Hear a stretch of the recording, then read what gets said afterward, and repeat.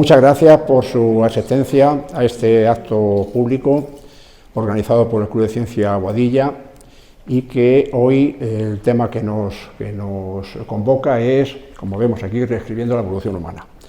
Como bien nos explicará Roberto, hay veces que, sobre todo en periodos estivales, en los que quizá por un defecto en el número de noticias, pues aparecen con frecuencia pues noticias como esta de los que nos hablará. De repente un fósil cambia completamente la evolución humana. Bien, sucede también con por ejemplo, la fusión nuclear, que se dice que se está, casi todos los veranos, que se está muy próximo a conseguirla, o los ordenadores cuánticos, que se viene a decir prácticamente lo mismo. Bien, pues ante este galimatías que a veces se produce, Roberto nos viene a hablar precisamente a poner orden en todo esto que sucede. Bien, Roberto, os lo presento, que me imagino que la mayoría le conocéis, porque veo muchas caras conocidas. Roberto Sáez es doctor en antropología, máster en ingeniería industrial y divulgador científico experto en evolución humana y en bioarqueología del cuidado. Fue fundador del primer grupo de investigación sobre el cuidado en idioma español y presidente de la Sociedad de Estudios de Bioarqueología del Cuidado, SEBIOC. Es autor del libro Evolución Humana, Prehistoria y Origen de la Compasión, y del blog Nutcracker Man, premiado por 20 blogs en 2019 como mejor blog científico. En él ha escrito casi 500 artículos, así como más de 20 en revistas científicas de divulgación y capítulos en libros. El artículo La conexión de Denisovana, así se pobló el sudeste asiático, fue seleccionado como uno de los 12 mejores artículos de la revista Muy Interesante en 2021. Ha sido profesor ayudante en el Wellesley College, ha impartido decenas de conferencias para distintas entidades, incluyendo el Museo Nacional de Ciencias Naturales y otras universidades. Ha participado en 40 programas de radio, podcast y televisión. Y además es cofundador del Club de Ciencia Boadilla y su vicepresidente. Así que, sin nada más, os dejo con Roberto, que nos hablará en esta conferencia sobre este tema. Muchas gracias. Gracias.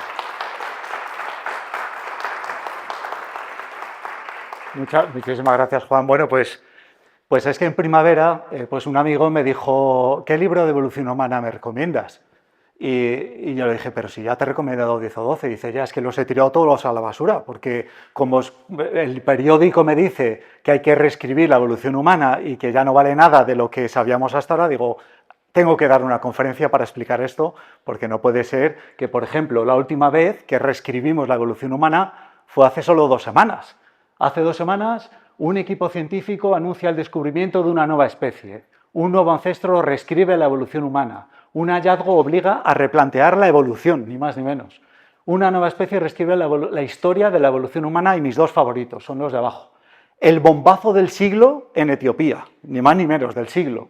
Descubren una nueva especie de australopiteco que reescribe la evolución humana y el descubrimiento del siglo, de nuevo, encuentran un ancestro humano que cambia por completo la historia de la evolución. Entonces, bueno, pues ante estos titulares, pues me siento obligado como divulgador que me gusta contaros la evolución humana, si me permitís tutearos, en qué consistió este bombazo del siglo en Etiopía. Pues tenemos aquí una decena de dientes, sobre todo de molares y algunos incisivos, donde pues lo que vemos pues es un conjunto de dientes muy interesante, descubierto en un lugar de Etiopía que se llama Ledi Geraru. De hecho, no en uno, sino en 1, 2 y 3 lugares, en 3 sitios concretos, 3 yacimientos de la localidad de Ledi Geraru. Entonces, lo que se vio, como veis ahí, todos tienen más de 2,5 millones de años, y se vio pues, que algunos tienen unas características, vamos a marcar algunas, así que se ven muy claramente. Si veis esto, son muy robustos, con un esmalte muy grueso, con una estructura muy compleja, frente, por ejemplo, a este, que son más sencillos, una estructura más sencilla, pues, menos robustos, este también, este vuelve a ser un poquito más robusto, es decir, hay algunos que son australopitecos, y afines a dientes de australopitecos, y otros que son afines a dientes de Homo, dientes humanos, de hace 2,5 millones de años.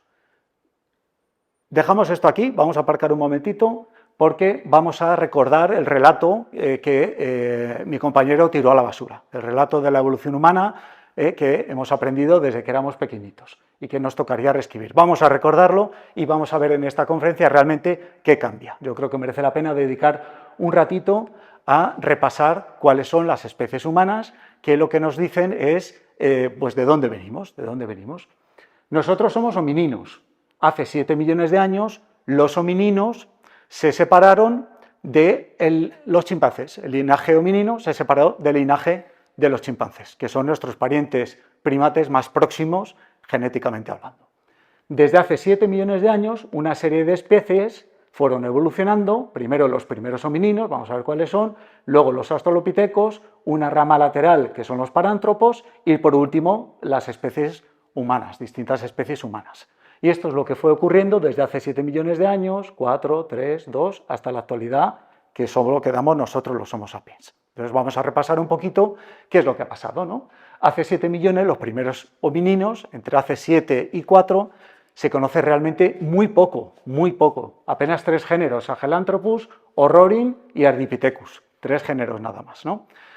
¿Por qué sabemos o por qué les llamamos homininos? ¿Por qué les llamamos homininos? Sobre todo por 3 características.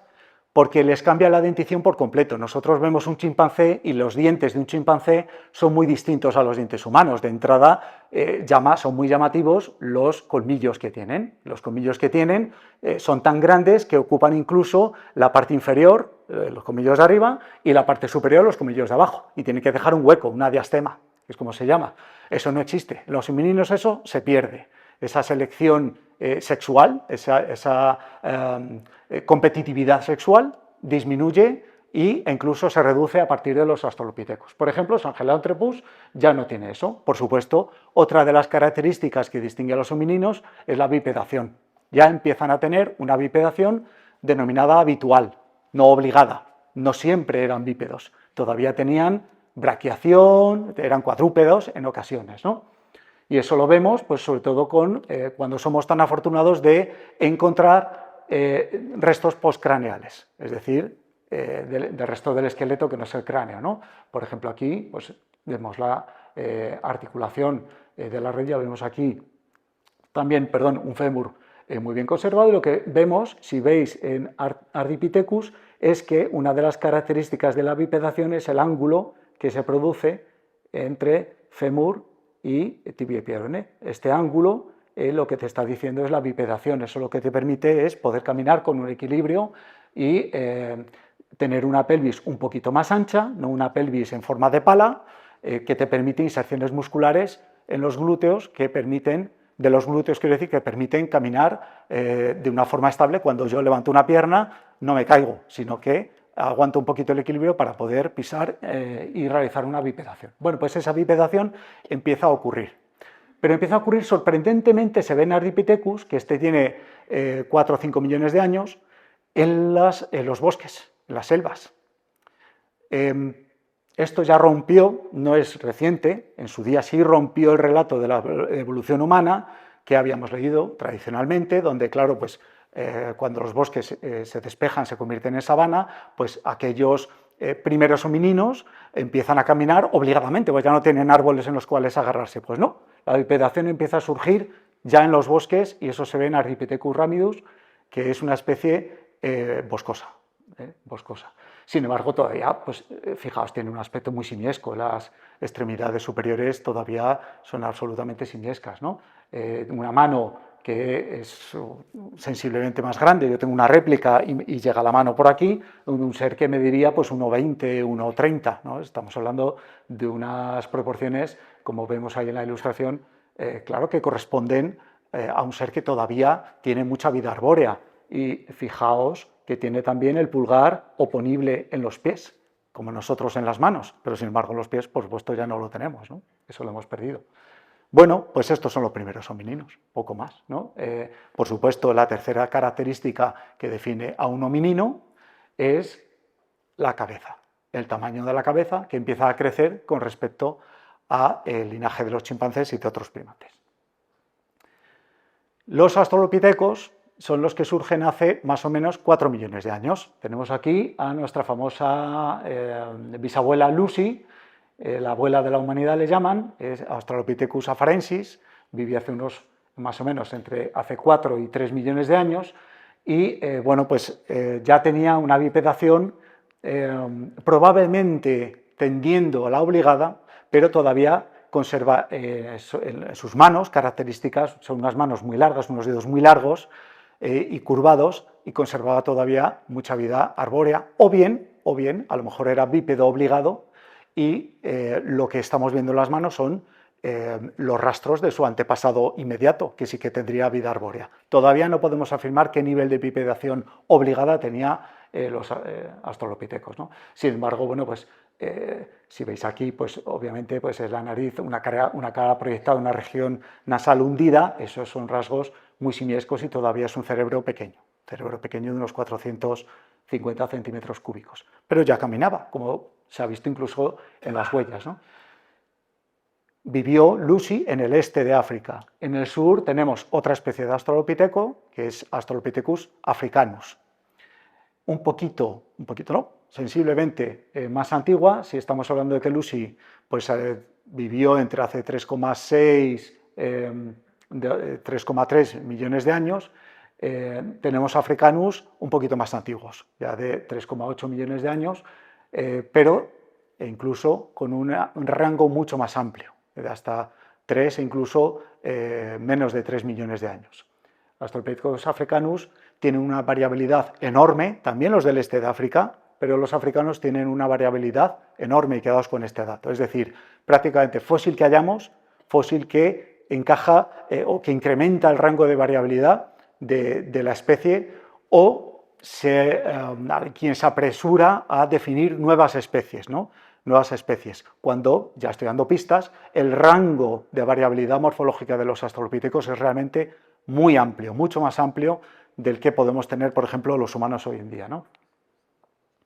Y hay una rama lateral, si recordáis, que estaba abajo, luego volveré a poner el árbol filogenético, que eran los parántropos. Los parántropos se parecen a los australopithecos en el postcraneal, pero hay una gran diferencia en el craneal. Veis aquí este pedazo de cara que tenía. El pedazo de cara que tenía es ni más ni menos que un cráneo especializado en la masticación repetida de vegetales duros.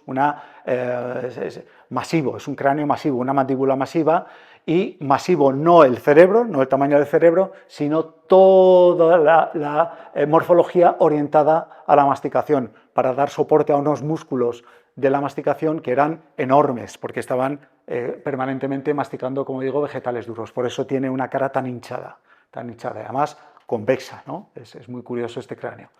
Y este es Nutcrackerman, que da el nombre a mi blog, ¿no? Un homenaje a este ser que siempre me ha fascinado. Paranthropus boisei es una de las especies de parántropo, y hay otras dos. En el sur, Paranthropus robustus, y también en el este, Paranthropus etiopicus, que se supone que es el ancestro del boisei. Vivieron más o menos contemporáneos con los australopithecos. Fijaos las manos, esta es la de Lucy, Australopithecus afarensis, esta es la de el Australopithecus africanus, que se apoda Misisples, también dedos muy largos y curvados, y notad que las manos de Paranthropus empiezan a ser un poquito distintas. Se está observando, cuanto más, se conservan muy poquitos restos realmente de estas especies. Para que os hagáis una idea, esqueletos completos, que nunca son completos del todo, pero esqueletos de australopithecos, me parece que se conservan solo 11, con lo cual a partir de ahí tenemos que inferir muchísima información, pero quedan todavía unos huecos de información brutales como para hacernos una idea.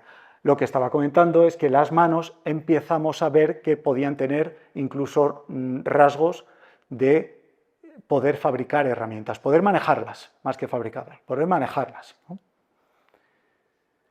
Homo habilis, ya veremos luego, contemporáneos con los australopithecos, tenemos los primeros humanos.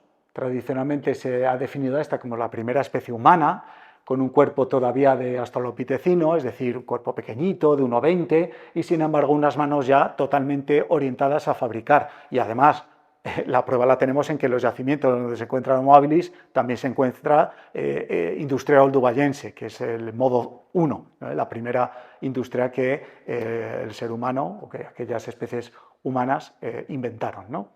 Una industria básica, tallando, simplemente dando unos golpes a unos cantos, con 3 o 4 golpes, pues ya conseguían un filo para hacer cosas. Homo habilis, el cerebro empieza a crecer, Homo habilis, ya estamos en unos 600 centímetros cúbicos. Como referencia, nosotros tenemos, Homo sapiens como promedio, unos 1200, por decir una información, 1200, 1300. Homo erectus, Homo georgicus, pongo ahí con interrogante. Bueno, Homo georgicus es una especie que se definió para los restos que aparecieron en Georgia, en el yacimiento de Dmanisi, que tienen 1,8 millones de años. Si Homo habilis tenía más o menos unos 2 millones de años, 1,9, que ya está en Europa, en las puertas de Europa, en Georgia, estamos hablando de que solo 100.000 años después de los Homo habilis que tradicionalmente se conocían, ya tenemos un Homo erectus en Europa, o a las puertas de Europa. Homo georgicus tratan de diferenciarlo de los Homo erectus clásicos asiáticos por su cuerpo pequeñito. Todavía no tiene un cuerpo realmente moderno. Es un cuerpo pequeñito, se aprecia en esta escultura, pero desde luego ya tiene características y un cerebro pequeño. Todavía tiene un cerebro pequeño, nos llega a 1000 centímetros cúbicos, tiene unos 700, 800 centímetros cúbicos, pero obviamente unas manos totalmente orientadas a la fabricación, a la talla de herramientas todavía oldubayenses, como se encontró en Dmanisi. Homo erectus, Homo ergaster, pongo entre comillas. Homo ergaster es prácticamente, para que me entendáis, la forma africana de Homo erectus. La forma africana de Homo erectus. Homo erectus es una especie muy longeva. Desde hace 2 millones de años que se han encontrado los primeros restos, los más antiguos, hasta prácticamente, como luego os contaré, hace solo 100.000 años. Los Homo erectus ha sido una especie muy longeva, tan longeva que algunos autores definen que realmente es un taxón paraguas que realmente englobaría a otras especies, ¿no? Y habría que definir subespecies como mínimo, según estos investigadores, ¿no? Bueno, pues tenemos aquí Homo ergaster, este es el esqueleto del chico de Turkana, tiene más o menos 1,5 millones de años y se ha dibujado, ya tiene un cerebro grande, ya estamos en el orden de 1000 centímetros cúbicos y se le ha representado pues con un cuerpo esbelto, un cuerpo ya muy moderno. O sea, a mí me ponen ahí la cabeza, pues prácticamente podría ser mi cuerpo, salvo que yo peso mucho más y tengo tripa, ¿no? Pero prácticamente pues sería cualquiera de nosotros. Además, yo soy bastante más peludo que él. Entonces, el Homo ergaster prácticamente ya no hay diferenciación con Homo erectus, ¿no? Es un tema, Homo ergaster, un taxón que se definió en su momento, en los años 80, para definirlo de los erectus asiáticos. Sin embargo, cada vez se ve menos diferencias y aparecen cráneos en África que se distinguen muy poquito de los asiáticos. Homo ergaster, todavía lo pongo ahí como información, habría que probablemente ir descartando este taxón. Y además, otro de los temas no muy recientes, pero sí de hace pocos años, yo diría que en el último lustro, que se ha encontrado con investigadores además españoles, es que el cuerpo del chico de Turkana no sería así, no sería tan esbelto. Lo que se ha encontrado es que tenía una caja torácica que se parecería a lo mejor más a la neandertal que a la sapiens. Me voy anticipando la diferencia. La sapiens es una caja torácica cilíndrica. La neandertal es una caja torácica más robusta y con forma de cono. Pues esa imagen que todos a lo mejor podemos evocar de un neandertal achaparrado, un cuerpo achaparrado, a lo mejor los Homo erectus no tendrían un cuerpo tan esbelto como este, sino más bien achaparrado. Lo cual sería totalmente lógico, porque neandertales y sapiens vienen de un ancestro común que es Homo erectus. Con lo cual, pues es lógico que o cónico o cilíndrico, ninguna de las dos morfologías nos tendría que sorprender que tuviera Homo erectus. Bueno, Homo antecesor, también hablaré un poquito más de él, la famosísima especie hallada en Grandolina, en Atapuerca, y que tiene pues, la particularidad, estamos ya hablando de hace 900.000 años, menos de 1 millón de años, y tiene una cara muy parecida a la sapiens, más parecida a la sapiens que la neandertal, una cara corta y plana, luego lo veremos un poquito más en detalle. Los preneandertales. Este es el famoso Miguelón de la Sima de los Huesos de Atapuerca, la reconstrucción de Miguelón, un ser robusto, muy robusto, un 80 de altura, 100 kilos o más de 100 kilos de puro músculo, muy robusto, como está ahí ilustrado, y que tiene unos rasgos muy parecidos, craneales y morfológicos en el postcraneal, parecidos a los neandertales, y la dentición, que es un factor clave para asociar a especies, es muy neandertal, esa dentición. Por eso, lo que al principio se definió como Homo heidelbergensis, asociando los 2000 fósiles que hay de la Sima de los Huesos, se acabó por descartar, en el año, si mal no recuerdo, 2014, por descartar la asociación de los fósiles de la Sima de los Huesos a Homo heidelbergensis. Es otro cambio que ha ocurrido en los últimos 10 años, por decir algo, y que muchas veces todavía, si tenemos algún libro de evolución humana, todavía vemos definida la especie Homo heidelbergensis asociada a estos fósiles de la Sima de los Huesos, y eso no es así. Homo heidelbergensis es otra cosa distinta que luego trataré también un poquito de explicar. Es preneandertal. ¿Qué significa preneandertal? Significa linaje neandertal. Los primeros, las primeras formas que iban teniendo mayoría de rasgos neandertales, como también ocurría en Homo sapiens en África. Los neandertales, unos seres también muy musculosos, con un cuerpo muy robusto, un poco más bajitos que el amigo Miguelón, pero bueno, también había variabilidad en estatura. Había mayoría de bajitos, pero también había altos. Pero desde luego todos eran muy robustos y desde luego lo que más nos diferencia es la cara, ¿no? Esta, pues una cara muy ancha, sobre todo muy proyectada mediofacialmente, lo que también producía una región nasal muy expandida, tenía pues un toro supraorbitario, una región occipital también muy característica, un cráneo en forma de melón, en fin, una serie de rasgos también característicos de los neandertales, y prácticamente el linaje neandertal, la especie Homo neanderthalensis, se desarrolla en paralelo a la Homo sapiens. Homo neanderthalensis es una especie puramente europea, y sapiens es africana. Y en algún momento pues empezamos a hibridarnos, como luego contaré, ¿no? Y Homo sapiens. Homo sapiens, aquí tenemos un Homo rhodesiensis, no tienen un Homo sapiens en el Museo de la Evolución Humana, que es de donde he fotografiado estas magníficas esculturas de homininos, pero sí tienen un Homo rhodesiensis, que no es ni más ni menos que una forma basal de Homo sapiens. ¿Qué significa basal? Significa que es una especie o bien antecesora directa de Homo sapiens, o es una especie muy vinculada y que desde luego tiene una mayoría de formas que ya expresan hacia dónde va el linaje sapiens.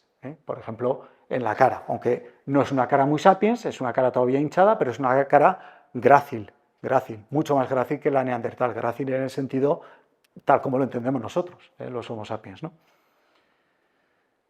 Bueno, volvemos, situamos ya las 10 esculturas. Hemos visto los primeros homininos, aquí no había escultura, ¿vale? Hemos visto los dos australopitecos, Afarensis y Africanus, el del este y el del sur. Hemos visto los parántropos con esa esas formas masivas, orientadas a la masticación.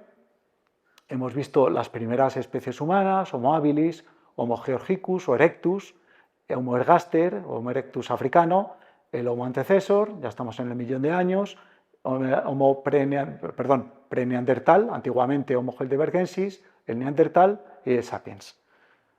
Si os quedáis un momento con esto, la siguiente página va a ser, en lugar de esto, especies. ¡Pum! Aquí están las especies, ¿vale? Aquí tenemos las especies que he mencionado, Afarensis, de la que se pensaba que venía Anamensis, el Africanus y luego pues otras cuantas, las 3 que he mencionado de Paranthropus y algunas de las que he mencionado, veis ahí el Habilis, Rudolfensis, otra contemporánea al Habilis con una configuración de la cara distinta, más plana, se ha definido una especie distinta. Bueno, no quiero marearos con las especies, quedaos con que es lo mismo que las foto, pero en especies. ¿Por qué os pongo esto? Para explicaros en qué consistió el bombazo del siglo de Etiopía de hace 15 días. El bombazo del siglo, ¿vale?, que vuelvo a decir, fueron estos dientes, pues lo que supone un bombazo es que están aquí y aquí, es decir, están en un sitio donde no se les esperarían. ¿Qué significa no se les esperarían? Si os acordáis, tenemos unos que son Homo, por ejemplo, este y este otro, y otros que son más afines a los australopithecus. Este Homo tiene casi 2,8 millones de años y este 2,6 millones de años. Si os sonará un poquito, cuando explicaba los primeros Homo estaba hablando de 2 millones de años, Homo habilis 2 millones de años, los primeros Erectus 2 millones de años. Pues un Homo de 2,8 es bastante más antiguo de lo que he mencionado. No se le puede poner todavía un nombre de especie, porque claro, para empezar solo son unos dientes. Una especie tiene que estar caracterizada por muchas más cosas aparte de dientes, ¿no? Un holotipo normalmente lo que te permite es asociar nuevos fósiles que aparecen a los rasgos de ese holotipo y poder compararlo. Tú defines un holotipo y paratipos, y con eso defines la especie. Y luego nuevos fósiles, por anatomía comparada, pues lo dices, pues sí, mira, esto es un Homo habilis porque corresponde al rango de variabilidad de Homo habilis. O no, digo, solo es Homo porque son dientes que se parecen a los de Homo, pero todavía no puedo decir de qué especie son porque no tengo más, ¿vale? Y además no se le espera. Bueno, pues en desde hace 2 millones de años, que ya tenemos Homo habilis, que ya tenemos Homo erectus, hay otra serie de fósiles en esta zona que está por aquí gris, donde no solo esos, los que he mencionado del bombazo del siglo, sino otros cuantos, hay otra docena de fósiles, que son Homo, que son dientes con estructura y con características, configuración de Homo, pero, y alguna mandíbula, en Nedi, Geraru también encontrada, luego pondré una foto, pero todavía no somos capaces de decir qué especie de Homo vivía tan antigua como hace 2,8 millones de años, contemporánea con los australopithecus. El bombazo que nos tiene que hacer explotar el cerebro es ¿de dónde narices viene Homo? ¿De qué especie de Australopithecus viene Homo? Porque si nos vamos aquí, pues clásicamente se decía, bueno, de Australopithecus anamensis, que viene probablemente de Ardipithecus, pues luego venía Afarensis, y de Afarensis, pues trazamos otra línea, venía Habilis, y de Habilis venía Erectus, y era, pues, la marcha del progreso, el chimpancé que se va irguiendo, no sé qué, entonces una evolución lineal. Todos tenemos en mente una evolución lineal, cuando lejos de lineal vemos aquí que es un espagueti tremendo, ¿no? de líneas, de especies que además son contemporáneas, hay paralelismo. Los últimos anamensis se solapan con los primeros afarensis, con lo cual sí que puede haber un punto del cual de un anamensis, o de un grupo, mejor dicho, de anamensis, pudo evolucionar a afarensis, pero anamensis seguía su camino evolutivo, siguió mientras evolucionaban sus hijos afarensis. No sé si más o menos me seguís, ¿no? Pues lo mismo pasó probablemente entre afarensis y los primeros Homo. Tenemos los últimos afarensis, y ahora me voy al bombazo del siglo, tenemos aquí unos dientes muy interesantes encontrados en un lugar donde no se les esperaba para esa antigüedad, porque en esa antigüedad lo único que se ha encontrado, no muy lejos, por cierto, es otra especie definida por una mandíbula y unos dientes sueltos que se llama Australopithecus gari. Australopithecus gari, lamentablemente, los dientes nuevos del bombazo del siglo no se parecen a los de Gari mucho, no se parecen mucho. Con lo cual, los autores dicen, yo no me atrevo a decir qué especie de Australopithecus es, porque habría que decir, o es, como son un poquito más antiguos, o es un antecesor de Gari, de Australopithecus gari, o habría que estirar la línea de afarensis para decir, que todavía quedaban afarensis ahí. Ese es el bombazo. ¿Eso es un bombazo? ¿Se ha descubierto una nueva especie humana? No, en absoluto, en absoluto. Es un hallazgo muy interesante, no le quito absolutamente ningún mérito, pero hay que ponerlo en su lugar. Se construye la ciencia a partir de este tipo de hallazgos. Nuevos hallazgos permiten poner aquí interrogantes y trabajar sobre los interrogantes. La ciencia se va construyendo, pero no hay que reescribir nada. Yo no tengo que hacer un borrón aquí y poner X diciendo no, esto es mentira, mentira, mentira y rompo mis libros. En absoluto. La ciencia se va construyendo. Se acabó de decir que solo se conocen 11 esqueletos completos de Australopithecus y que ni siquiera son completos. Porque se descubra un nuevo esqueleto hay que romper lo que se... En absoluto. Vamos construyendo ciencia de esta manera. Por eso es un hallazgo importante, no es el bombazo del siglo, se lo aseguro. Y los Homo, pues también, están en un lugar en el este de África donde ya se conocían otras especies de Homo, y además, otros restos de Homo, que no especie, porque como he dicho, no todavía podemos definirles a qué especie pertenecían. En Ledi Geraru se encontró, hace, si mal no recuerdo, unos 12 años, una mandíbula que tiene una configuración de Homo, no es una configuración de Australopiteco. Y los dientes también, que están en la mandíbula. Con lo cual se dice, es la mandíbula más antigua porque tiene 2,8 millones de años. La mandíbula humana más antigua, Homo es humano, ¿vale? Homo significa humano. Bueno, pues en Ledi Geraru tenemos estos dientes de 2,7 millones de años, en el mismo sitio, No es ningún bombazo, es que bien, más fósiles que complementan la pequeña colección de Homo muy antigua, Pues ojalá sigan encontrándose bombazos de este tipo, ¿no? Bueno. Más titulares. Antes de entrar en, digamos, hemos cerrado una primera parte donde os quería recordar lo que sabemos de evolución humana, ¿vale? Un poco con esas esculturas que son muy didácticas para ilustrar cada una de las especies, ¿no? Y a partir de aquí hay otra serie de titulares que leemos que prácticamente cada semana. Mi padre aquí presente me envía titulares y yo le doy comentarios. Le digo, fantástico, pero no es ni hay que reescribir, ni es un bombazo, ni nada. Entonces, claro, nos produce mucho desasosiego leer titulares cada 15 días que reescriben no sé qué. No hay que reescribir nada, Son exageraciones y son, bueno, pues medios atractivos para atraer el clic y que leas la noticia. Y entonces, pues con la noticia se te abren 5 anuncios y ese medio pues ha ganado su dinerito. Pues muy bien, bueno, pues es un medio legítimo, pero mi misión es complementar a eso que luego se cuenta en la noticia. Por cierto, luego las noticias suelen estar fantásticamente redactadas, con lo cual mi crítica es sobre los titulares. Las noticias suelen, por lo general, suelen estar muy bien redactadas después, ¿no? Pero hay que leerse el detalle. Bueno, Homo juluensis es un taxón que además no ha durado ni un año, porque luego os enseñaré un fósil que ya ha descartado ese taxón. Pero era el homínido gigante, ni más ni menos gigante, porque tenía una cabeza grande, y ya con eso era el homínido gigante. Pero tú te esperas un homínido de 2,5 metros, y dices, a ver, ¿qué homínido gigante es ese? Bueno, pues no ni es gigante, ni reescribe nada, porque además ha durado unos poquitos meses ese taxón. Por supuesto, los híbridos neandertales sapiens, ¿no? Que nos dan morbo, ¿no? Esos yo creo que son las noticias más leídas, ¿no? Hallazgo histórico para la ciencia, resuelven el enigma perdido de la evolución. Dios mío, o sea, yo leo eso, ya no me acuerdo ni lo que contaban aquí, ¿no?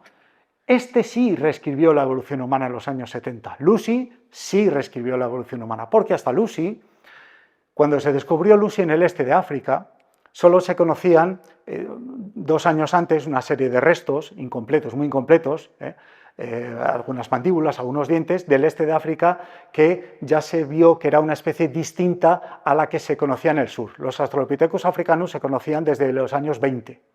Y Australopithecus afarensis, es decir, los australopithecus del este de África, de la zona de Kenia, Tanzania, Etiopía, no se conocen hasta los años 70.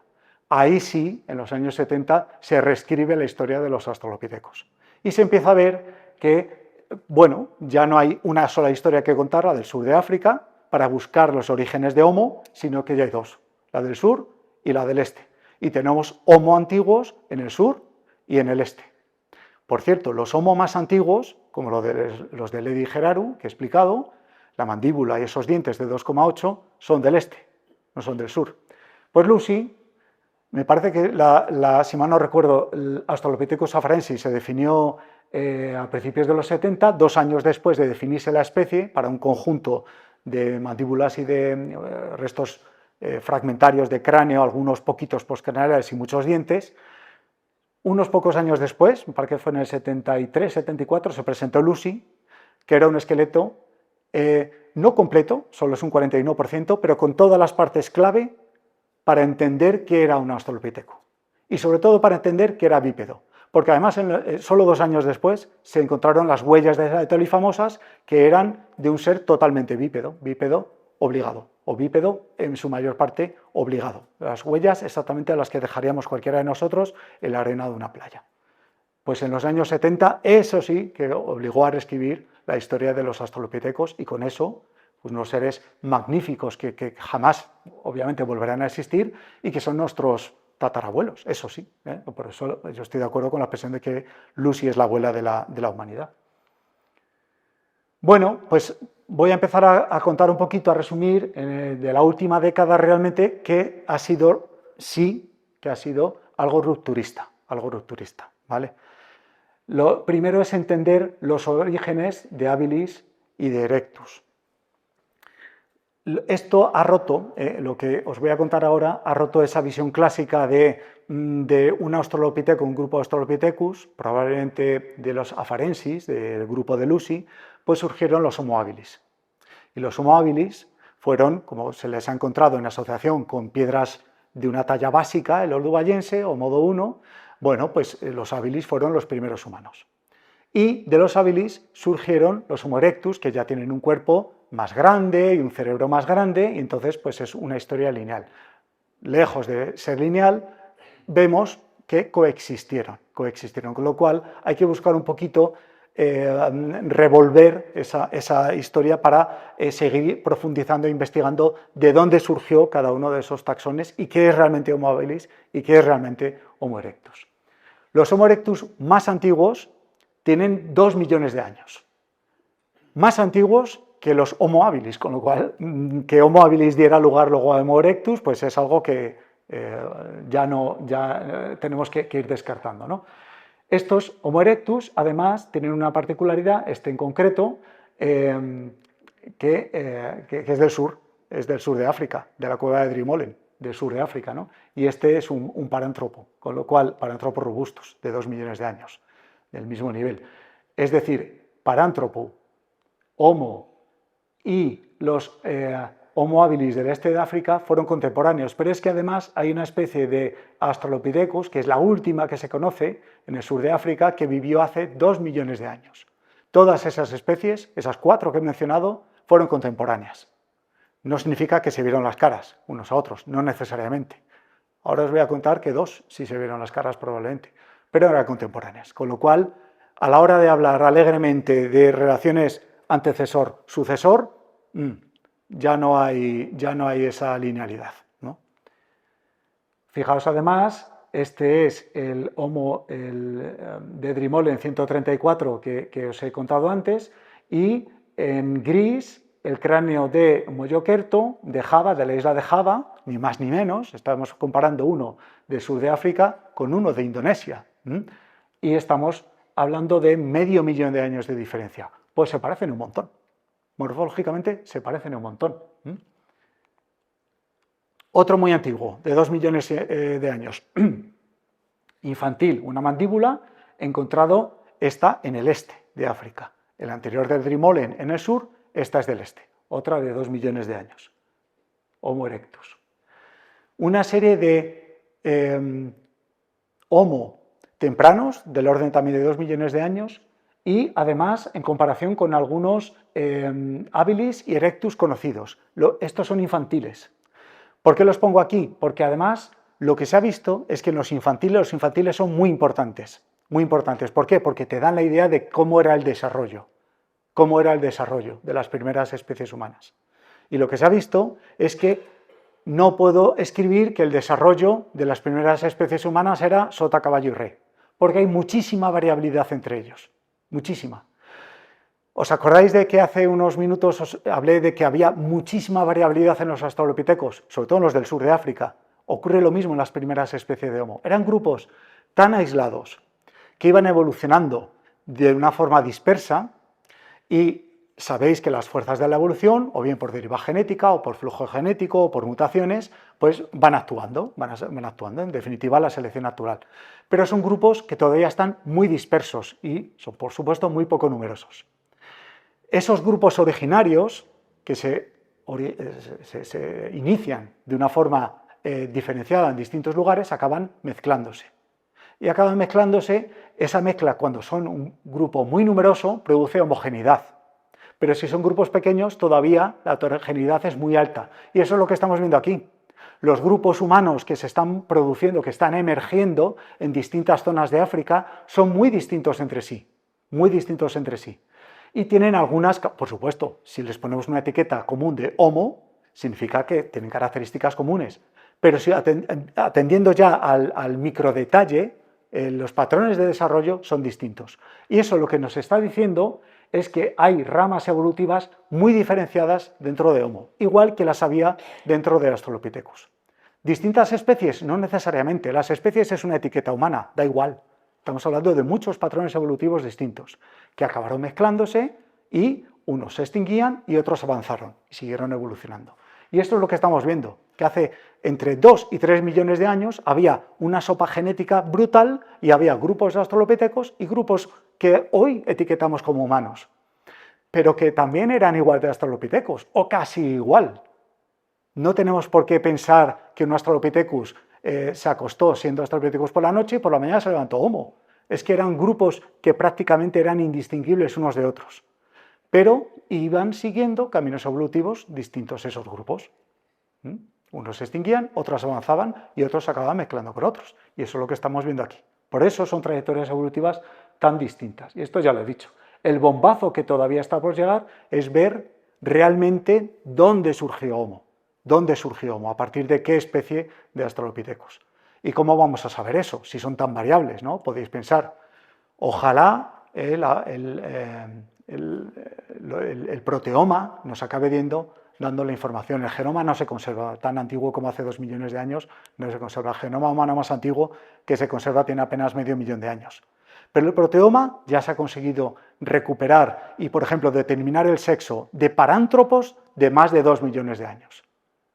Proteoma sobre todo del esmalte, del colágeno de los dientes. Y convivieron y además algunos se verían las caras.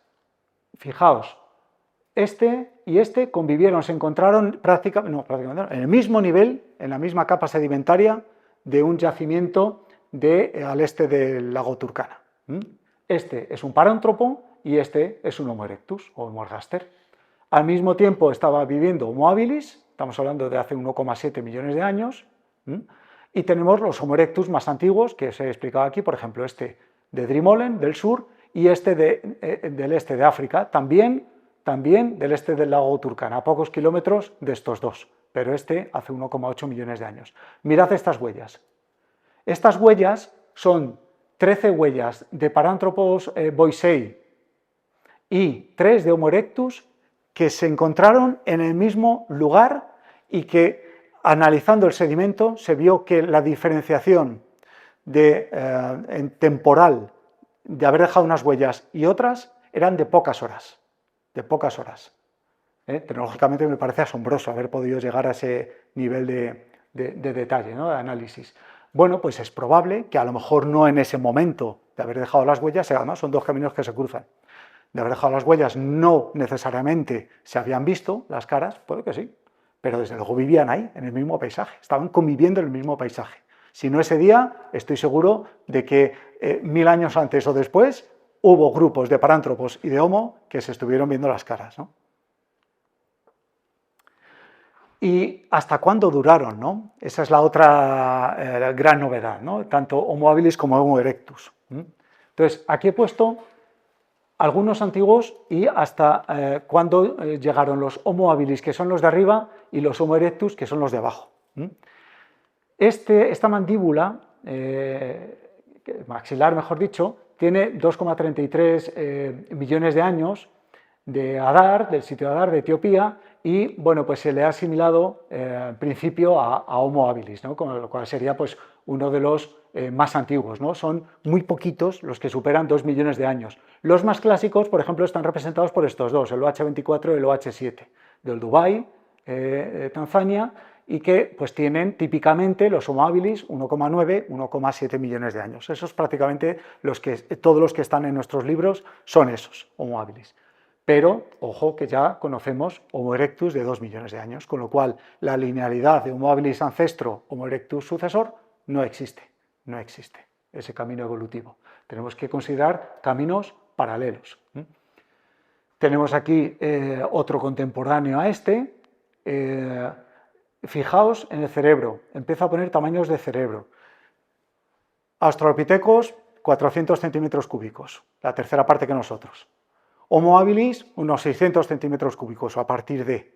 Homo erectus, 800 centímetros cúbicos, llegando el OH9 hace 1,5 millones a 1.000 centímetros cúbicos. Este es el más antiguo que se conserva por encima del umbral mágico de 1.000 centímetros cúbicos, ¿no? Nosotros, recuerdo, unos 1.200, 1.300, Homo sapiens. Pues fijaos que todavía, hace 1,5 millones de años, hay seres con un cerebro tan pequeño como 700 centímetros cúbicos clasificados en Homo erectus, con características de Homo erectus, pero un cerebro muy pequeño. Y muy poco tiempo después ya aparece el de 1.000 centímetros cúbicos.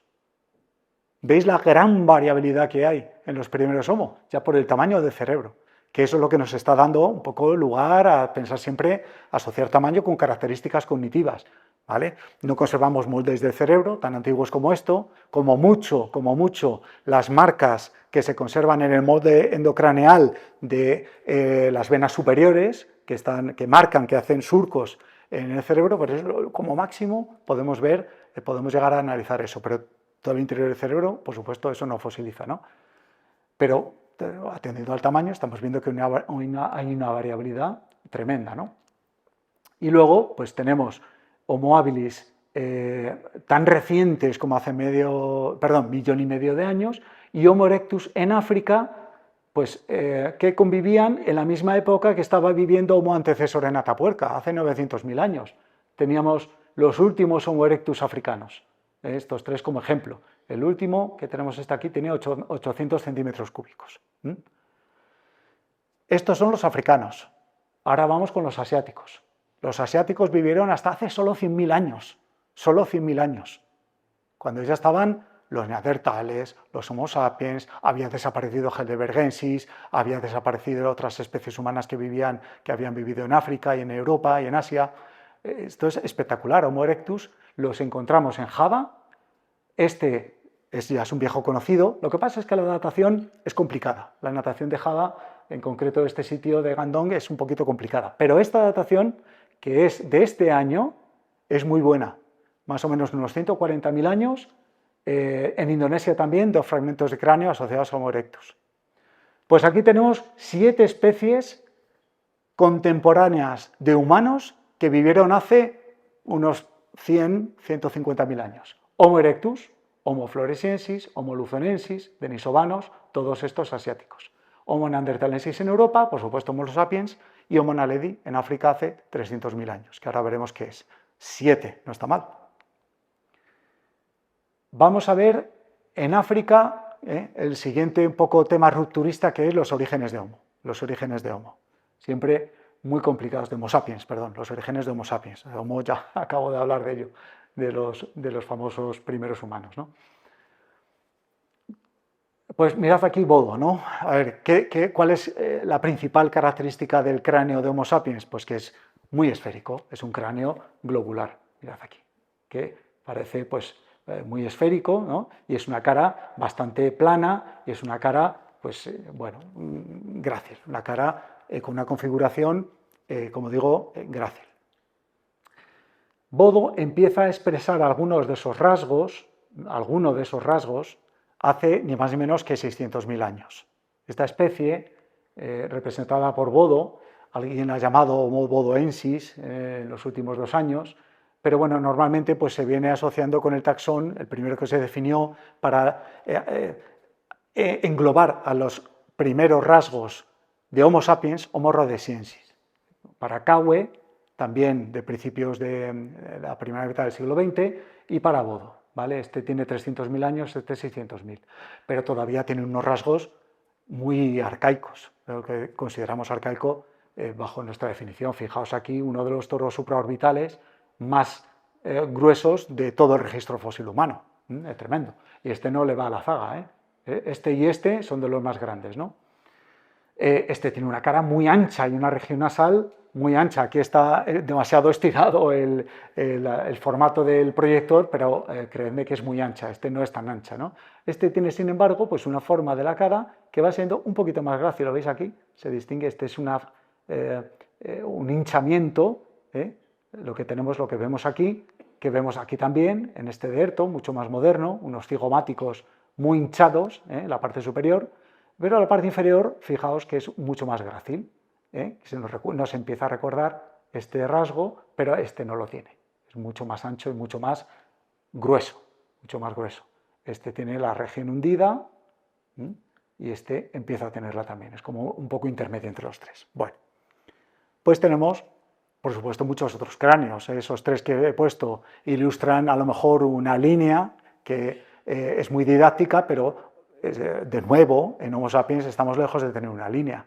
Estamos viendo que en los últimos 300.000 años pues hay una serie de cráneos en África, pongo los de África porque es donde surgió nuestra especie Homo sapiens, que empiezan a tener pues, algunos rasgos sapiens, pero tienen otros que no son nada sapiens. Por ejemplo, vamos a ver, tenemos aquí, veis qué carota más ancha, ¿no? Este de Florisbat tiene una cara muy ancha. Pues eso no es una cara sapiens. Sin embargo, este, fijaos qué cara más cortita y más grácil. Pero sin embargo luego tiene los parietales planos, como los Homo erectus.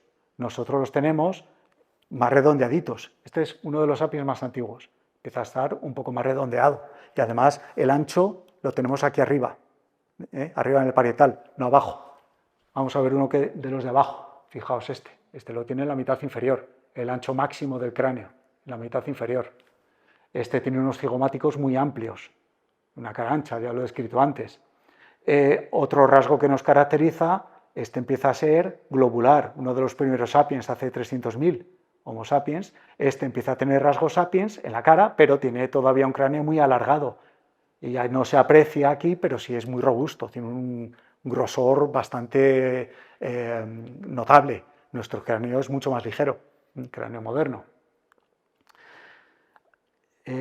Lo que ocurre además es que en determinados sitios ocurre que aparecen cráneos variables. Fijaos este de Jebel Irhoud de Marruecos y este de Homo en Etiopía. Vamos a empezar con el de Irhoud. Irhoud tiene el 1 y el 2 que son muy distintos. Fijaos, este es mucho más globular, mucho más esférico. Pero el toro supraorbital pues se parece, el del 1 y el del 2. Y bueno, pues tiene un desarrollo occipital que ya empieza a ser más moderno y una cara cortita, ligera, pero todavía es un poquito alargado, este no tanto, ¿vale? Con lo cual pues también tenemos que también jugar con la variabilidad. Imaginaos que solo hubiera aparecido este cráneo en el yacimiento, pues estaríamos un poco más desconcertados de qué especie sería esta o qué era esto, ¿no? E incluso este ya es un cráneo muy antiguo. Cuando se descubrió, cuando empezaron a aparecer los fósiles de Jebel Irhoud, se asociaban a neandertales en África, en el norte de África, ¿no? Con el paso del tiempo, pues lo que se ha visto es que la tecnología neandertal y la tecnología del Homo sapiens, de los primeros Homo sapiens, se parece. Por eso ese despiste de que se parecía mucho la tecnología asociada a Jebel Irhoud, pues ya desapareció porque se ha ido descubriendo mucho más herramienta lítica que se parece a la musteriense, a la neandertal, pero asociada a sapiens, la Middle Stone Age, que es como se llama, ¿no? Bueno, sapiens. En Homo, en Etiopía, pues tenemos dos también muy distintos. El Homo 1, que es mucho más sapiens, el ancho máximo, que es lo que está indicando estas flechas, ocurre en la mitad superior del cráneo, y este no, el ancho máximo en la mitad inferior. Pero este además, pues tiene menos, fijaos, este no tiene tanto toro supraorbitario como este, que es el Homo 1, que tenía el ancho máximo arriba, sin embargo tiene el toro supraorbitario más pronunciado que este, pero este pues tiene aquí una pequeña quilla que el Homo 1 no tiene, es decir, tiene rasgos arcaicos y tiene un desarrollo occipital mucho más angulado, y este es mucho más redondeado. Sapiens lo tiene redondeado y el rasgo arcaico es el angulado, como por ejemplo lo vemos aquí en este otro. Este es un Homo sapiens de solo 160.000 años. 160.000 años, que me parece que lo he puesto aquí antes. Ese es este, Erto. Ese es este. Fijaos, vamos a verlo aquí, que se ve mucho mejor. Tiene todavía un toro supraorbitario bastante potente, pero ya tiene frente. Estos apenas tienen frente, tienen la frente mucho más plana. Nosotros, los Homo sapiens, un rasgo de modernidad es la frente. Este tiene ya una frente bastante más acusada. Bueno, de nuevo este es Erto, el que os he explicado, el de la que tiene más frente. Este es Jebel Irhoud 1, estos son de los primeros sapiens, 300.000, 160.000, y estos son de Oriente Próximo, de las cuevas de Skul y de Kafset de Israel. Veis todavía rasgos arcaicos. Tiene un rasgo aquí curioso, ¿no? Cafset. Cafset tiene una cara todavía un poquito proyectada, de repente así como que se va, ¿no? Es de una cara proyectada, sin embargo no tiene toro supraorbitario apenas y tiene una frente ya totalmente moderna, como cualquiera de nosotros, pero la cara engaña. Quedaos con Cafset, que luego os voy a contar una película sobre Cafset muy interesante, ¿no? Y luego, por supuesto, tenemos Homo naledi, un fantástico hallazgo contemporáneo a todos estos sapiens o inicios de sapiens que os he explicado. Desde hace 300.000 años tenemos un montón de cráneos que ya empiezan a verse los rasgos sapiens desde hace 300.000, pero Homo naledi de repente aparece en el sur de África, una especie también de 300.000 años, contemporánea con aquellos primeros sapiens o rhodesiensis, como le queráis llamar, pero que mide solo 1,20 de estatura y que tiene un cráneo muy pequeñito, de 400-500 centímetros cúbicos, cuando ya estábamos hablando de cráneos de 1200. Dice, ¿qué ha pasado aquí? ¿Qué es esto? ¿Qué es esta especie? ¿Qué es esta especie humana contemporánea a todos los demás? Y estamos en ello todavía. Es decir, se descubrió y se presentó en 2015 y acaba de salir el artículo que muestra o que indica, sugiere, que depositaban intencionalmente a los cadáveres, lo cual es un rasgo cognitivo muy importante porque forma parte del paquete humano, ¿no? El enterramiento, el depósito intencional de los cadáveres. Está levantando una chispa sobre lo que era un ser tan pequeñito con rasgos arcaicos. Sin embargo, fijaos, tenía un cráneo muy pequeño, ya lo he mencionado, los hombros también arcaicos, la pelvis y los dedos de la mano todavía son curvados, y sin embargo pues tiene unas manos que están muy orientadas también a la talla de herramientas, pero no se le ha encontrado herramientas todavía, no se le ha encontrado herramientas. En la cueva donde el sistema Rising Star, aquí tenemos varias cámaras donde se ha encontrado, pues se han hallado algunos grabados, pero todavía posibles grabados que pueden tener un origen natural, se está estudiando todavía. Si esos grabados eran hechos por Homo naledi, donde se encontró, en este sistema de cuevas de Sudáfrica, llamado Rising Star, o tienen un origen natural, son fracturas de la grieta. Es muy difícil llegar hasta donde están los grabados, con lo cual es muy poquita la posibilidad que hay de investigarlos. Y hay muchísima polémica, muchísima discusión acerca de si son producidos por el hombre, o por esta especie, o no. Esto en África. Y en Asia tenemos una historia muy parecida. Tenemos otro enredo. El primer enredo, una especie que de repente aparece allí, que lo conocemos a partir de su genoma, en principio, y que son los denisovanos. Esto también ha roto muchos de los libros donde no aparecen los denisovanos hasta hace nada más que la última década. Bueno, pues los denisovanos al principio, como digo, se conocen solo porque tienen unas características genéticas distintas a sapiens y a neandertales, que eran los seres con los cuales coincidieron en el tiempo. Ese genoma se recupera de ese ADN, se recupera tanto de molares como de otro tipo de fragmentos, ¿no? Un fragmento de hueso largo o, por ejemplo, una falange que tenemos aquí. Y se empiezan a recuperar también dos mandíbulas. En cuanto se analiza el genoma o el proteoma y da como resultado que se puede comparar con lo que ya se conocía de los denisovanos, dice, pues ya está, estas dos mandíbulas también son denisovanas. La mandíbula de Siage y la mandíbula de Peng. Con una peculiaridad, y es que se alejan mucho de la cueva de Denisova, que está en Siberia. Estamos hablando ya de otras zonas muy alejadas, asiáticas, pero muy alejadas de Siberia. Y además encontramos que en determinados grupos humanos actuales hay un porcentaje de genoma de rastro denisovano de hasta el 10%, 8-10%, que es una barbaridad. Me anticipo a lo que luego diré, que lo cuento siempre. Más o menos el rastro neandertal que tenemos todos los humanos modernos es del 1-2%, más o menos, todos. Yo tengo el 1,2, que me lo he analizado. Bueno, pues el 8-9% es una barbaridad de denisovano. Lo rojo es el 100%. Y, digamos, el resto de quesitos sería la proporción, si esto es el 9%, estos grupos humanos donde se ha observado el 9% de rastro denisovano, pues esto significa más o menos la mitad, una cuarta parte, etcétera, etcétera. Eso es lo que significan esos quesitos. La proporción de denisovanos en comparación con el 100%. Solo ocurre en el sudeste asiático. Así como cualquiera de los que nos analicemos hoy obtenemos un rastro neandertal, solo obtienen rastro denisovano alto los del sudeste asiático. Con lo cual hubo un cruzamiento de denisovanos y de sapiens o de sus primeros grupos primigenios, en el sudeste asiático o en Asia, y acabaron yendo al sudeste. Esa es una historia evolutiva sensacional.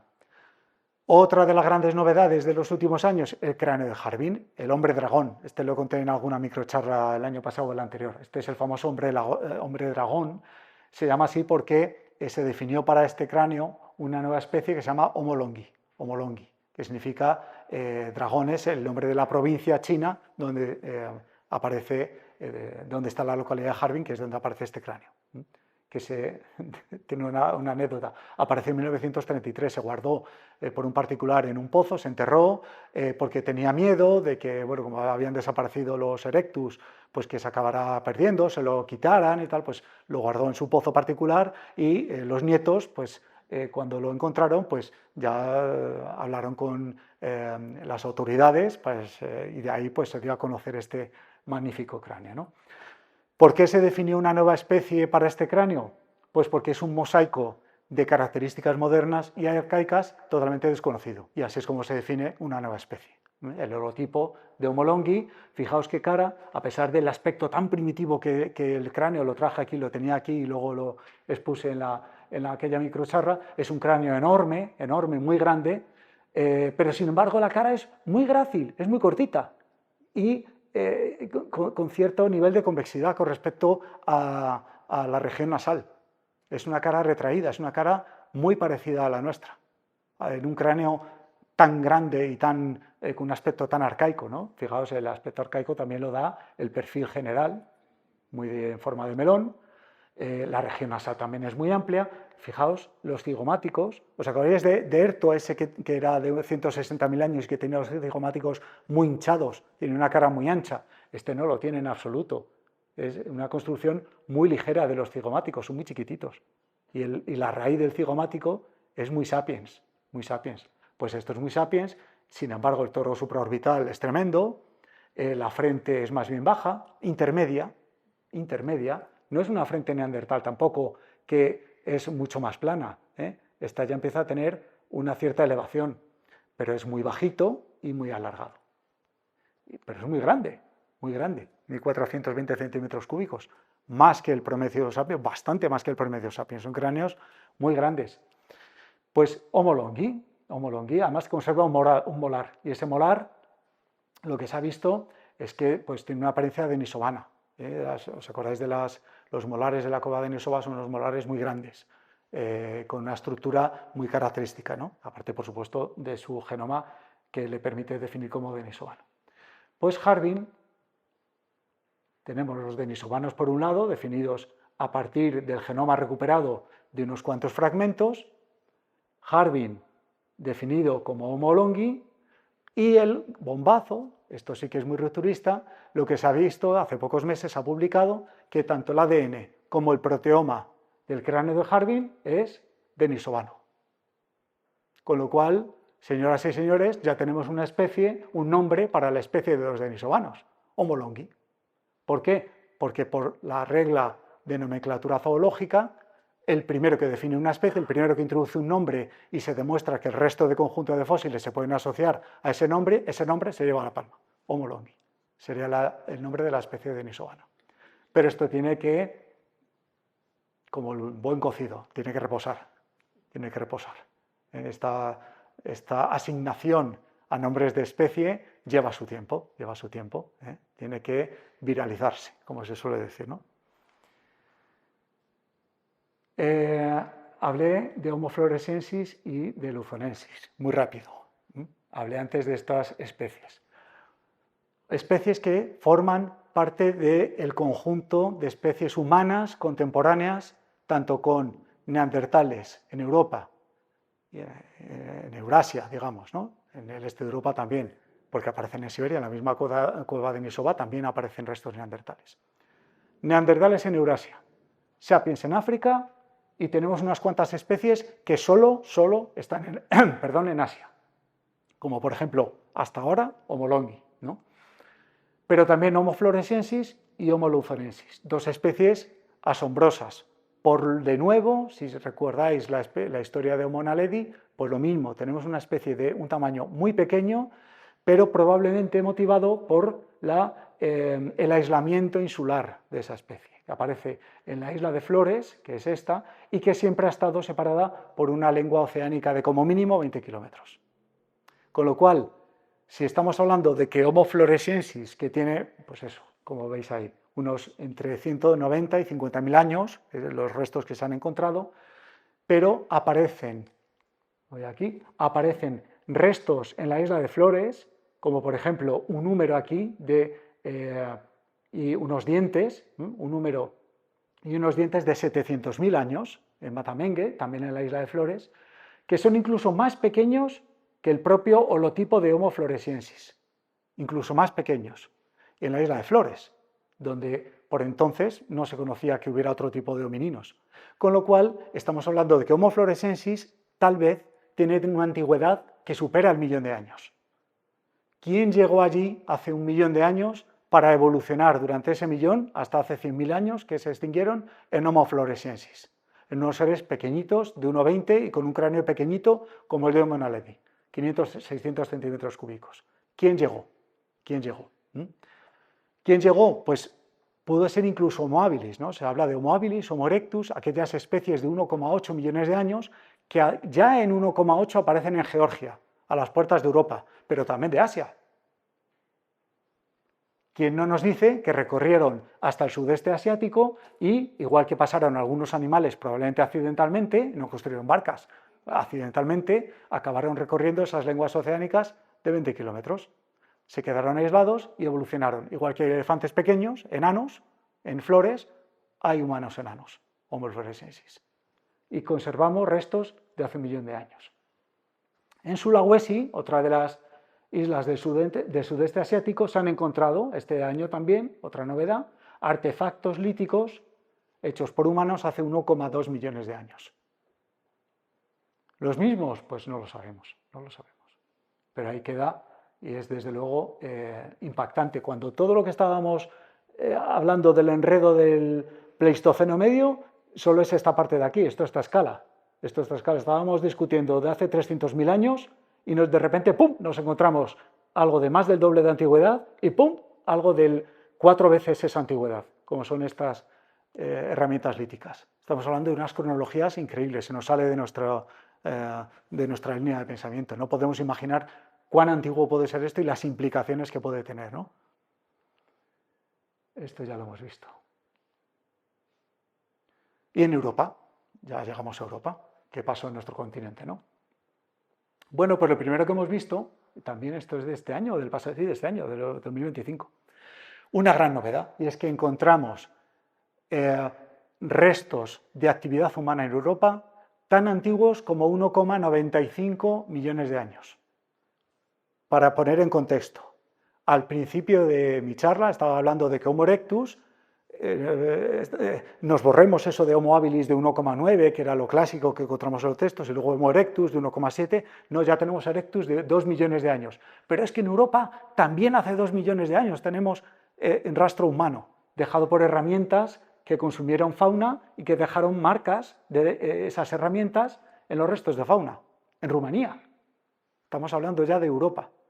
2 millones de años. Salieron enseguida, los primeros humanos salieron enseguida de África. ¿Qué significa enseguida? Bueno, si estamos hablando de aquella mandíbula de Homo geraru de 2,8 millones de años, tuvieron 800.000 años para salir de África. ¿Vale? No sabemos quién salió, pero salieron enseguida. En cuanto las primeras formas humanas empezaron a desarrollarse, lo que yo siempre llamo en mis charlas el paquete de lo humano, con ese nivel cognitivo que incluso tenían compasión, ya salieron, ya tenían esa necesidad, esa búsqueda de recursos, esa curiosidad humana por explorar, salieron y llegaron tan lejos como a Europa occidental, que es una barbaridad eso. Otra gran novedad de este año. Esta cara que tenemos aquí, encontrada en 2022 en la cima del elefante de Atapuerca, y que lo que han visto en la presentación formal científica de esta cara es que se parece a Homo erectus y tiene 1,4 millones de años. Tenemos un posible Homo erectus hace 1,4 millones de años en Europa.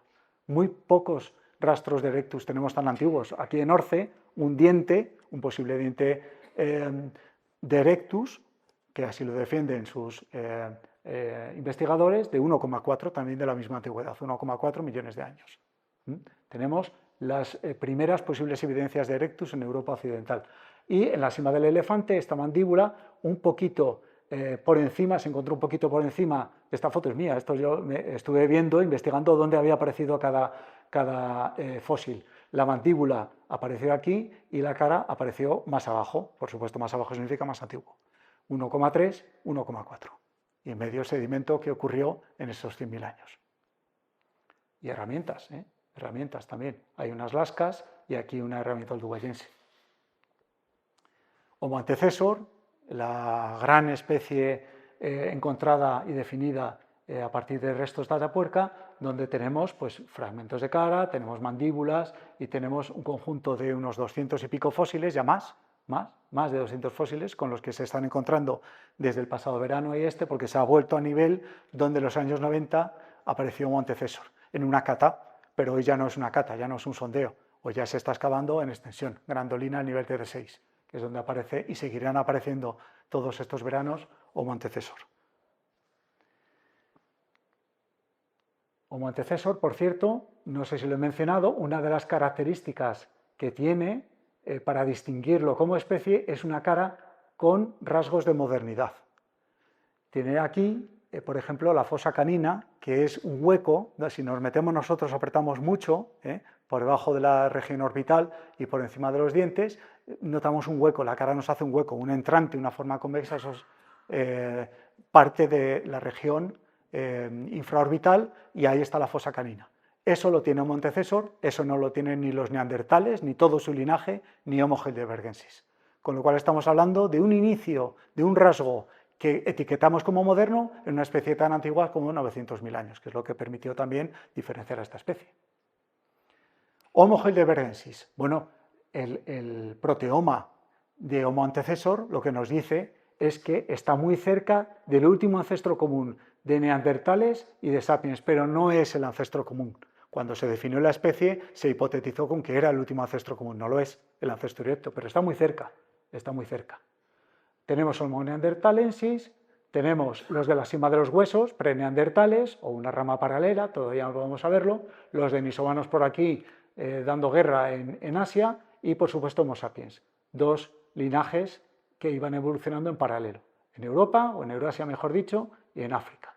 Y luego otras formas europeas, a veces clasificadas como Homo heidelbergensis, un taxón confuso que se definió solo para una mandíbula. Cuando se define un taxón para un fósil tan corto, para un registro fósil tan corto como una mandíbula, pues eso da problemas, porque empiezas no sabes cuando aparecen cosas que no son mandíbulas, cómo asociarlas a Homo heidelbergensis, o si asociarlas o no. Entonces, muchas veces, como por ejemplo los de la cima de los huesos, se metía en el saco de lo que era europeo, pero no neandertal, vamos a llamarlo Homo heidelbergensis. Y se empezó a ver que Homo heidelbergensis pues podía ser un linaje paralelo al sapiens. Si una mandíbula tan antigua como 600.000 años, lo que vemos es que es paralela a Homo neanderthalensis, cuyo rastro genómico se remonta hasta prácticamente esa antigüedad, 600.000 años. Chris Stringer está diciendo que incluso este ancestro común puede ser de 1 millón de años. Obviamente no puede ser Homo heidelbergensis una especie antecesora a los neandertales, como se solía decir. Es una rama paralela, donde por ejemplo podemos situar también al cráneo de Caue, rhodesiensis, de 300.000 años, o al de Petralona, que se acaba de publicar, que también en Europa representa una rama distinta a la de los neandertales, también hace 300.000 años. Con lo cual lo que tenemos son un grupo de neandertales, digamos los clásicos que serían pues los del cráneo alargado, el toro supraorbital, esa región occipital tan marcada, el espacio retromolar, después del último molar un pequeño espacio, bueno, todas esas características que tradicionalmente asociamos a los neandertales son solo los modernos, de los últimos 100.000 años. Hay unos neandertales antiguos que se remontan hasta los de la cima de los huesos, esos preneandertales, y que no tenían esos rasgos, pero empiezan a tenerlos.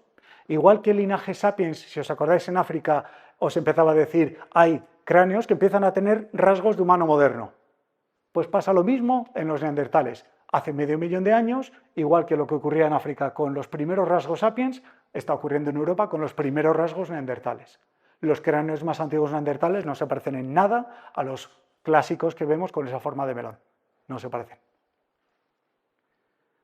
Otro grupo que no tiene nada que ver y que se aleja de los rasgos neandertales, y un grupo intermedio que no sabemos qué es. Puede ser una hibridación, puede ser, no lo sabemos. Europa en el último millón de años lo que ha sufrido es unas glaciaciones con una periodicidad de cada 100.000 años que han sido brutales y lo que han hecho es aislar grupos humanos que luego en condiciones climáticas más templadas volvían a juntarse y volvían a mezclarse. Eso lo que está produciendo es una variabilidad enorme y por eso tenemos aparentemente linajes tan diferentes, pero realmente pueden estar representando, y hay quien lo dice así, como por ejemplo Antonio Rosas, un único linaje con mucha variabilidad. Y se mezclaron, y nos mezclamos, los sapiens y neandertales y denisovanos. Otro estudio muy reciente, este me parece que también es de este año, no, del 24, han visto, analizando decenas de datos genómicos, de individuos me refiero, que hubo tres grandes oleadas de hibridación. Una que ocurrió hace entre 200.000 y 250.000 años.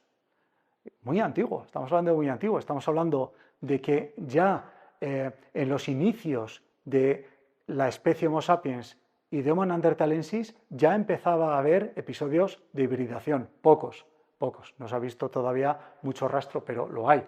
Y además un rastro arcaico desconocido, que muchas veces veréis en la prensa bautizado como población fantasma o humana fantasma o algo fantasma, como es un término que es muy atractivo, pues se utiliza mucho, ¿no? Lo único que significa es que no sabemos esos rastros genómicos a qué asociarlos, porque no conocemos el genoma de esa especie humana. ¿Cuál es mi hipótesis? Que es Homo erectus, que ya estaba en Europa desde hace mucho antes, con lo cual esas especies, esos grupos posteriores a Erectus, fueron los que acabaron dando lugar a ese rastro arcaico del que todavía no podemos comparar porque no tenemos genoma de Homo erectus. Aquí ya tenemos un rastro de hibridación mucho más importante. Hace entre 100 y 120.000 años, probablemente en Oriente Próximo, Cafset, ¿os acordáis que os dije el Cafset 9? Acordaos de este cráneo que luego voy a contar una pequeña película, pues en la siguiente página os la contaré. Y un intercambio persistente de sapiens y neandertales durante 7.000 años. Vamos a verlo. Y ya con esto termino. En la segunda oleada tenemos este cráneo, que también tenemos un estudio muy reciente y que es el cráneo Skull 1. Skull y Cafset son dos cuevas que están en el Monte Carmelo, en el mismo lugar, y por eso os dije, quedaos con estos cráneos, que vamos a contar una historia. Bueno, pues la historia es que tiene una combinación tal de rasgos sapiens y neandertales que se piensa, no por genoma, porque no se ha podido estudiar, ni proteoma, que puede ser el híbrido humano, neandertal sapiens, más antiguo conocido. Esta niña de 3 a 5 años con estas características que no tiene mucho sentido ahora para pasar a describir. Porque os quería hablar de esto, que es lo más interesante. Esta hibridación insistente durante 7.000 años. Y esta es la que más vemos y la que más rastro nos dejó en los humanos actuales. Tal rastro nos dejó que hubo, cuando después de ocurrirse esos momentos de hibridación durante 7.000 años, estuvieron cruzándose continuamente sapiens y neandertales en distintos episodios en distintas regiones de Europa, hubo una fuerte selección, como dice ahí, en contra del ADN neandertal. Es decir, que fue quedando muy poco rastro de ADN neandertal y en estos especímenes antiguos que se han estudiado, como por ejemplo tan antiguos como que tenía un abuelo neandertal 70, 80 generaciones antes, esta mujer, y el OAS-1 de Rumanía solo 4 o 6 generaciones antes, fue el neandertal. Bueno, pues lo que se ha visto es que ese rastro neandertal fue seleccionado en contra en las 100 generaciones siguientes, salvo en 347 variantes, que son pigmentación de la piel, sistema inmunitario, metabolismo, autismo y diabetes, entre otras. Incluso se ha visto, después del COVID, se ha visto que una de las variantes genéticas que produce una mayor propensión a padecer COVID corresponde con una variante genética neandertal. O sea, estamos hablando de que, bueno, no es moco de pavo el rastro que nos dejó los neandertales en algunos expresiones fenotípicas importantes, ¿no? Y es que al final, y con esto voy terminando, pues como dice este antropólogo físico, que fue el profesor mío, Adam Van Arsdale, en todos los sitios donde hubo homininos en el mismo paisaje debemos asumir la posibilidad de que se produjera una interacción genética entre ellos. De forma que en lugar de ver un árbol evolutivo más bien bonito, ordenado y tal, lo que podemos estar viendo es una especie de delta fluvial donde distintas ramas se van mezclando entre ellas. Y cuando nos encontramos un cráneo, tenemos que imaginar que solo es un puntito en una orilla de una de esas ramas laterales de ese delta fluvial. Este aquí y este aquí. Este neandertal por aquí, este neandertal por aquí, este sapiens por aquí. Y nada más, porque el registro fósil es muy incompleto, con lo cual tenemos que imaginar esto, tenemos que imaginar algo tan rupturista como que Homo erectus pudo ser una especie realmente, una especie muy longeva, y que en un momento dado apareció dos linajes de especies, Homo neanderthalensis, Homo sapiens, que nos hibridamos entre sí. Biológicamente eso correspondería al mismo concepto de especie en una especie viva. Paleontológicamente no es la misma definición la que podemos aplicar. Pero ya se empieza a decir que si no es Homo sapiens el que apareció en lugar de Homo erectus, un linaje antiguo que acabó desembocando en distintos grupos que todavía no se había producido una especiación y que por eso pudieron hibridarse. Yo pienso que todavía podemos distinguir especies, son muy distinguibles. Sapiens, neandertales, denisovanos son especies muy distinguibles. ¿Que se hibridaron? Sí, pero hoy en día hay especies que se hibridan, especies vivas, coyotes, perros, lobos, y en los équidos también ocurre, se hibridan y no por eso dejan de ser especies distintas. Pero sí que tenemos que imaginar que la evolución humana fue una cosa así, ¿no? Y que al final todos somos un poquito híbridos, ¿no? Y nada más. Muchas gracias.